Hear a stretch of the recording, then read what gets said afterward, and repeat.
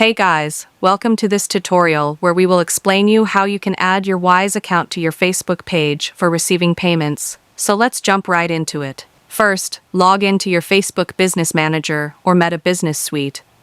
On the left menu, go to Settings, then choose Payments. Next, click Add Payment Method and choose Bank Account. Facebook will ask for your bank details so they can send payouts directly.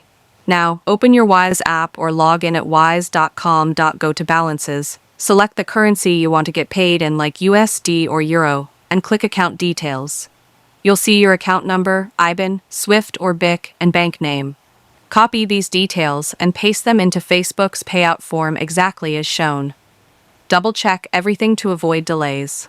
Finally, save your settings.